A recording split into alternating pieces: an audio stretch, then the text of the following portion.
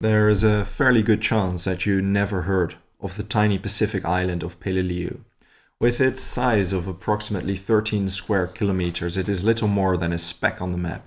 Nevertheless, for 2.5 long months in 1944, the island was home to some of the most intense combat in all of the Second World War, causing massive loss of life on both the Japanese and the American side.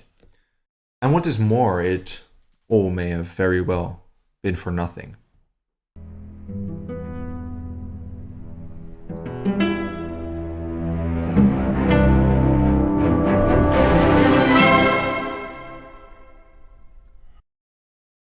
It is difficult to determine any definitive turning points in the Second World War's Pacific theater.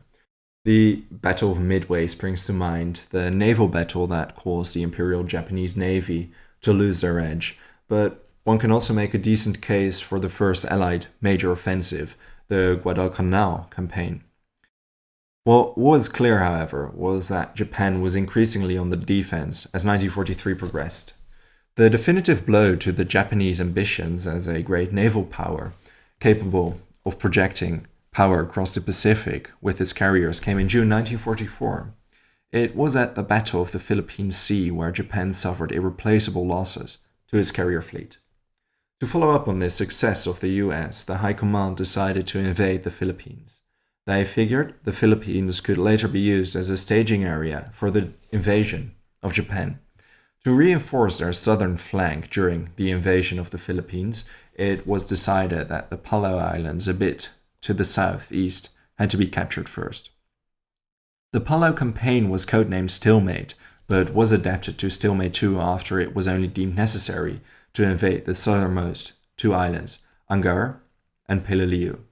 And to be honest, in hindsight, the preparation of the assault showed terrible signs of mismanagement on part of the Americans. The invasion plans were drawn up in only 3 weeks, and serious reconnaissance was deemed unnecessary. General William Rupertus, commander of the 1st Marine Division, even went as far as to say the operation would be a quickie, rough, but fast. These two small islands wouldn't pose too big a difficulty for the Americans, and, well, as you can probably imagine, the Americans heavily misjudged the situation. According to the American plans, the island was expected to be low and flat. It is not known what caused the Americans to believe this, but it definitely was not the case. On the contrary, Peleliu still had its fair share of hills, steep valleys, and perhaps most problematic of all, numerous caves. Now, aside from the incomplete intelligence information, there were doubts among the US High Command whether it would be worth it to capture the Palau Islands. One of the most vocal skeptics was Admiral William Halsey. The available intelligence suggested that Japanese presence on the islands was very weak, which meant that the Americans would be in no danger of being flanked while invading the Philippines. On top of that, due to its incredibly small size and lack of advanced infrastructure, the Palau Islands would be of little strategic value as a staging area. When Halsey voiced his doubts to his superiors and proposed to ignore the islands altogether, his proposal was actually widely supported. Unfortunately, by the time there was widespread agreement on halting the operation, the US invasion troops had already embarked on their mission. 17,000 US Marines of the 1st Marine Division under command of Major General William Rupertus sailed towards the Palau Islands from Pavuvu, a 3,400-kilometer journey. The Battle of Peleliu was on. On the early morning of September 15, 1944, the first units of the 1st Marine Division went ashore. They landed in the area filled with craters and parts of shells that lay there as silent witnesses of the naval and aerial bombardment that the Americans launched at the island and had been launching for the past 3 days. Even though the bombardments were intense and lasted a long time, the Marines would soon discover that the damage they had inflicted wasn't nearly as significant as they had hoped. The Japanese were dug in, and as the Marines set foot on land, they instantly were pinned down by machine gun fire, mortar fire, and light artillery. The subsequent waves of Marines were pinned down as well on the beach. Fortunately for them, however, the next succession of landing waves, including the Amphibious Sherman tanks, led them to be able to break through the initial line of Japanese defense. It was a bloody start, and the Marines used flamethrowers and grenades to push towards the bunkers and clear out the Japanese foxholes that were dug in the exposed coral rock. After the first day of intense fighting, the Americans had established a bridgehead on the island, and by the end of the second day, the airfield that was near their landing area was captured as well. Not just that, but several Japanese counterattacks had been repelled, though the casualties the Americans suffered thus far were rather severe. Nevertheless, it seemed the Americans wouldn't need too much more time in order to capture the entire island, and that was thought by the High Command as well. And although the first 2 days of fighting can hardly be described as unsuccessful from an American perspective, there was enough to worry about. The Japanese resistance was clearly much stronger than anticipated, and American casualties already approached 2,000. This was partly because of the island's soil. It consisted mostly of coral. Now, not only did this make it nearly impossible to dig in, but it also increased the risk of shrapnel from artillery shells and sharp chunks of coral flying around. All in all, the island soil resulted in a large part of it being a death trap. In most cases, the American soldiers managed to pile up some loose coral around their positions, as defense, at most. Another factor that complicated matters was the scorching heat. During the day, temperatures could rise as much as 45 degrees, while the nights were barely any cooler. However, despite these potential dangers, the aforementioned General Rupertus remained optimistic. In fact, he even requested that the 81st Infantry Division Wildcats, which was appointed as a reserve force and had not come ashore yet, would proceed to the islands of Angara. Rupertus's Marines would be able to handle this on their own, he figured. It was one of the poorer decisions the general would make during the entire war. Whereas the American command assumed that the Japanese were in severe trouble after losing the beach and airfield in under 2 days, this could hardly be further from the truth. In fact, for the Japanese commander of the island, Colonel Kunio Nakagawa, the battle had only just begun. The mountainous terrain with its many caves, especially around Mount Umrobogo, was where he had concentrated his troops for the defense, and as with most Japanese troops, the island's garrison was more than willing to fight to the death. While the Americans were expecting a massive suicidal banzai charge any second, the Japanese were in fact digging in deeper, eagerly waiting for the Americans to come and take the fight to them, slowly luring the Americans deeper on land, if you will. In the days that followed, the Americans experienced some of the most frustrating combat they would see during the entire war. Every Japanese bunker that they assaulted was covered by several other well-hidden positions on higher ground. It made it easier for the Japanese to pick off the Americans. For every Japanese gun that they silenced, it seemed that 2 more started firing from a previously undisclosed hole or cave. Behind every hill the Americans captured, a slightly higher hill was waiting for them, from which the Japanese immediately fired. The terrain favored the Japanese, who seemed to be in their element. While the fighting in daytime was excruciating and exhausting for the American soldiers, the nighttime was even worse. As time went on, the Japanese used the night to leave their positions and infiltrate the American lines to wreak havoc among the soldiers with knives or even swords. Not only did this further increase the American casualties, but the fear it instilled in the American soldiers caused them to stay awake at night, decreasing their fighting effectiveness and giving the whole mission a paranoid atmosphere, to put it mildly.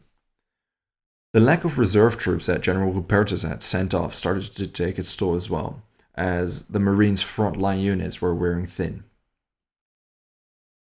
However, the commanders, most notably Rupertus and Colonel Louis Puller, commanding officer of the 1st Regiment, remained optimistic and convinced that victory was near, being blind to the actuality of the battle that was transpiring in front of them.